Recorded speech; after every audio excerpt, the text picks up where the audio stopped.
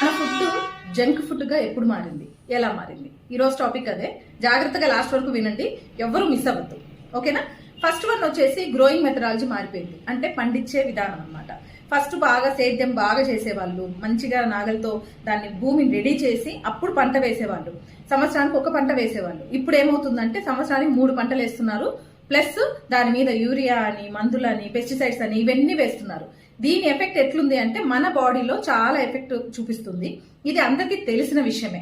Okay, second one వచ్చేసి storing methodology అంటారు.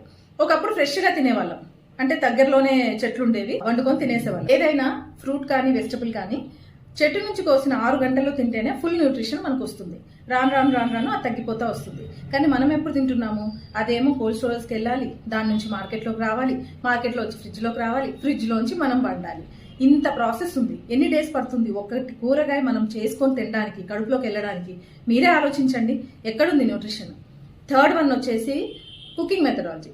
చాలా వరకు మనం ఆయిల్ ఎక్కువ వాడుతున్నాము, మసాలాలు అన్నీ వాడి దాన్ని కలర్ మార్చేసి ఫ్రైస్ చేసుకొని ఇంకేం న్యూట్రిషన్ ఎక్కడి నుంచి వస్తుంది? మనం మంచి ఫుడ్ తింటున్నాం అనుకుంటున్నాం, కానీ తినట్లేదు. మీరు ఇంట్లో కూడా మంచిగా చేసుకోవట్లేదు. ఫ్రిడ్జ్లోకి వెళ్లకుండా రోజు కూరగాయలు తెచ్చుకొని తినొచ్చు. ఇది మన చేతుల్లో ఉంది. పండించేది మన చేతుల్లో లేదు, కానీ స్టోరేజ్ మన చేతుల్లోనే ఉంది కొంతవరకు.